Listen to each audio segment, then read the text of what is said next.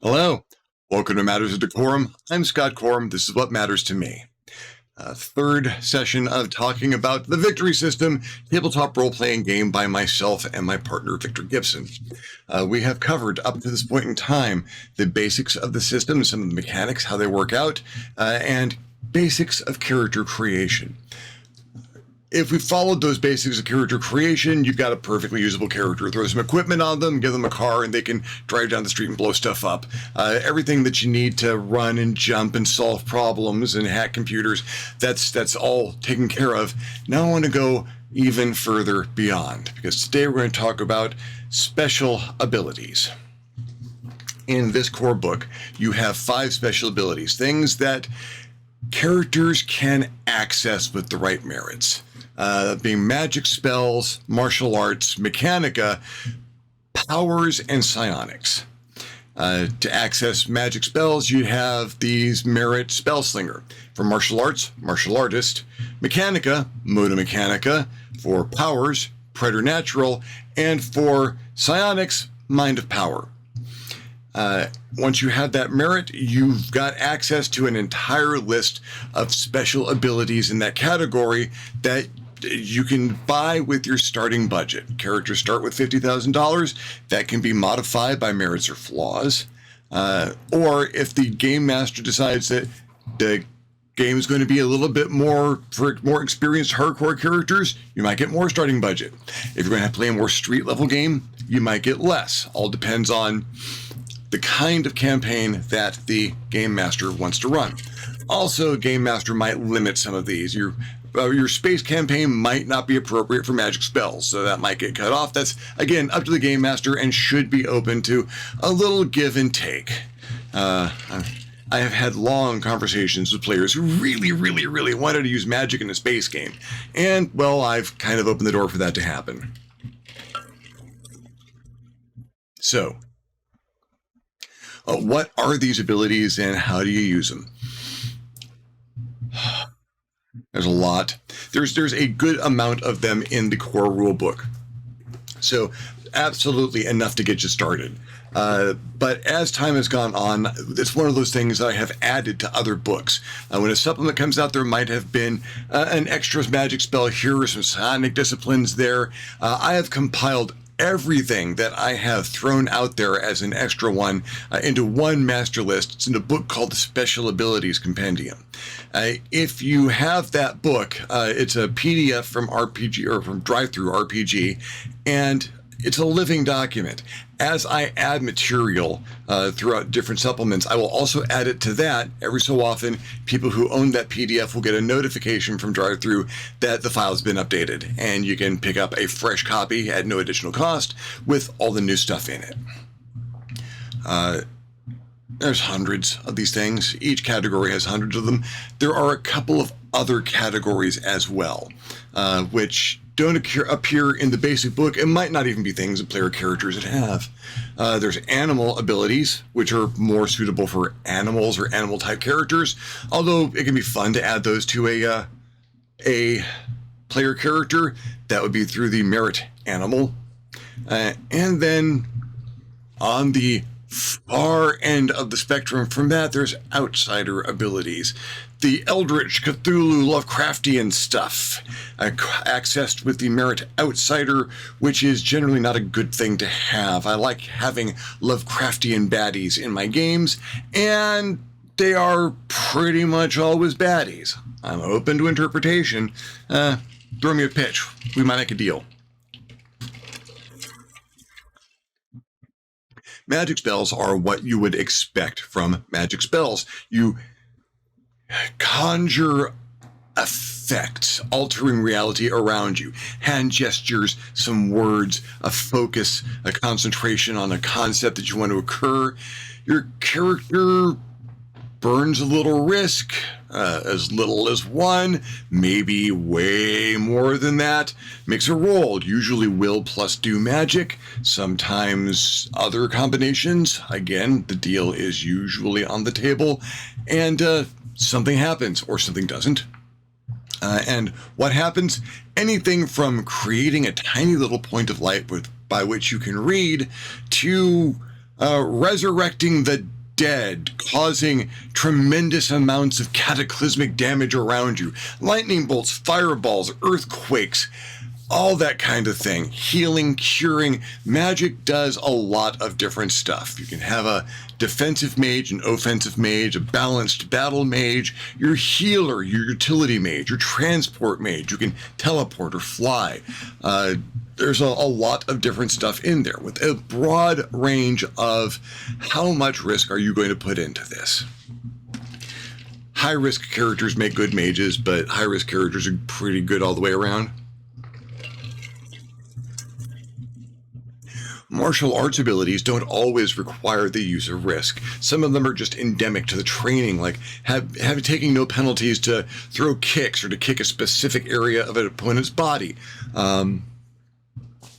Being able to enhance your ability to parry or to dodge or to parry melee attacks while you are unarmed, or even combinations of these abilities, which would go so far as to let you catch bullets, even throw them back with a certain amount of vigor. Martial artists can be healers as well, using pressure points to heal or induce unconsciousness rather than engage in doing flat-out damage. There are a broad variety. If you've seen it in a Shaw Brothers Kung Fu movie or something like that, you could probably pull off that effect with martial arts in the victory system. One of my favorites called Wire Fu, which allows the character to act as though they are on a wire being guided by a team, although that is just your natural ability to walk up walls and do huge flips for no apparently good reason according to physics. Mechanica is cyberware. It is replacing parts of your body or adding parts to your body to get additional abilities. Everything from the finger that is a one-shot pistol or an explosive device or maybe a set of lockpicks, to replacing the entire body to increase durability and longevity, to be able to lift more, hit harder, or going so far as to even replace the mind with a digital copy so that you can engage in a completely inorganic existence. Survive in vacuum or the depths of the ocean.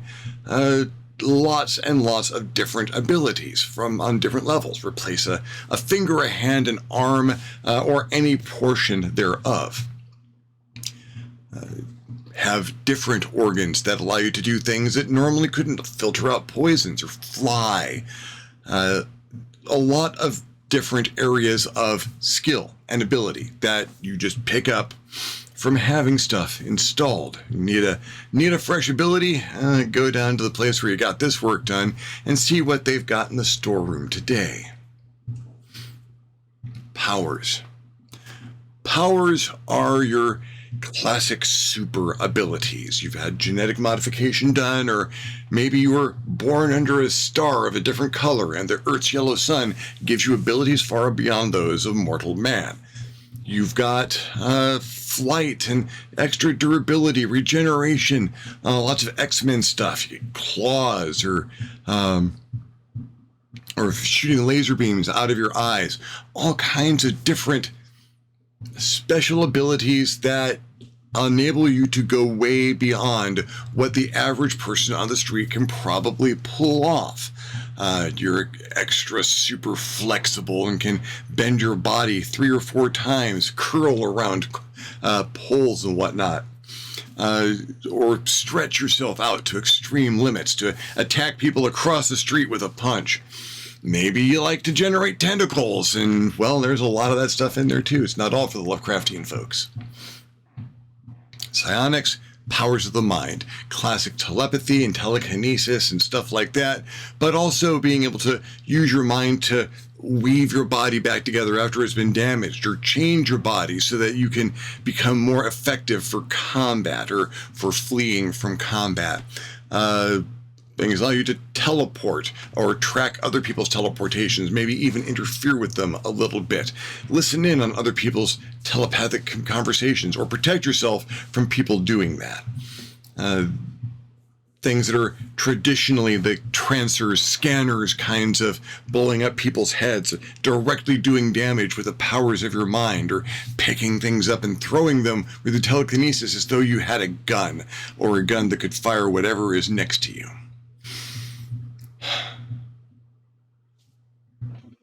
There's more special abilities than anyone can ever afford in the course of gameplay. You do have to limit your choices, but the kind of character that you want to play, you can play it. You want to play the cyborg super soldier? Absolutely. That's in here. You want to play the telepathic healer? Sure. Or the telepathic assassin? One of my favorites? Absolutely. That's right in here. Your utility mage or cantrip mage, someone who specializes in the little magics and finds unique ways to get big effects out of tiny little expenditures of risk. The system is designed to allow you to build to concept after all. So if you have some idea of what your character can probably do, you can find how to probably do that in the special abilities. Or just flip through the special ability and see what appeals to you and maybe build a character around that. There's a number of different ways to do it. No one of them is going to be correct. There are ways to do the same thing over and over again, depending on what you've got. All the special abilities have ways to do damage, up close and far away, ways to resist damage. Whether you're stopping the damage from ever reaching you, or whether you're making yourself so durable that the damage can't actually affect you. To travel distances or heal people, they're not exactly the same abilities, but they do rhyme. So you want to have a healer based on mechanica or powers or magic, are all going to be very different healers, but they're all going to be healers. And if that's what you want to play, you've got a lot of options for how to make that happen. Healing's expensive on the premise that anyone can cause harm. It takes someone special to undo harm or to heal. Anyone can hurt. If you want to be great, be a healer. Defending yourself is relatively inexpensive, but so is doing damage. So the numbers can get kind of big, and that's when it gets fun. And then you start burning risk to make stuff more effective, and well, you can have a tidy little street fight where everything is done and over with in a few seconds, and there might be a body on the curb, but you're long gone by then. Or you can engage in all-out warfare and just nuke a neighborhood with the power of your brain. And, well, who's going to do something about that? No, someone else who can nuke a neighborhood with the power of their brain, no doubt. Game Master is encouraged to take notes on what the players managed to come up with and add a couple of zeros. So that's special abilities. I can't really go through an exhaustive list of them in this format because, again, there's thousands of the things designed in such a way that when you set out to have a character, you're never going to have all of the magic spells. It's just not feasible to have all of the magic spells because there's just way too many of them. But you can make a selection of them that gets done pretty much what you want to do. Might be expensive, might take some adventuring, you might have to get that improvement budget week after week so that you can build up your core, go and train to learn more of these spells, and eventually be the archmage that you want to be, realizing that the opposition is probably going to keep pace with you. There's never going to be enough money or enough space, enough time to have absolutely everything in the system, which is by design. There should always be a little bit something more that you want, another something that maybe you could reach for, another capability you could have that, well, maybe you just need to save up a little bit more or go to some extra lengths to get it. Characters without special abilities can get to these lengths too with equipment and design, and we will get to equipment next week, but that can also be one of the great equalizers. A quick preview to the equipment manual. The rules by which I wrote all of the special abilities, all of the factors that go into them, how you arrive at the cost of a special ability and what it does. Well, that's all in the equipment manual. There is a section in there for how I wrote the special abilities and the listing of all of the components that you can put into one. I do not care if you write your own. In fact, I really hope you do. Nothing in the book, none of the thousands of things that I've got in the Special Abilities Compendium quite covers what you want to have. You are welcome to write your own. Everything is subject to the Game Master's approval, of course, but Game Master's also encouraged to say yes if it's not completely unreasonable. You can truly make what you want to happen. It just might cost some improvement budget, and maybe you might need to make a deal to make it happen. But that keeps the game moving forward. That's what it's all about. Well, thank you for following me along on this particular week's lesson. If you enjoyed the video, give me a thumbs up. If you didn't enjoy the video, give me a thumbs down. Feedback is feedback.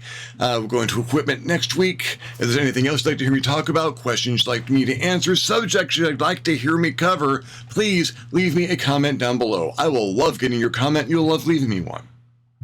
If you would like to contribute to the channel in a more substantial manner, I invite you to hit me up my Patreon page, www.patreon.com/ScottCorum, and consider donating. Absolutely anything helps. Allows me to make better videos more often. In the meantime, thank you very much for watching. I'm Scott Corum. This is what has mattered to me. I'll see you next time on the next Matters of DeCorum.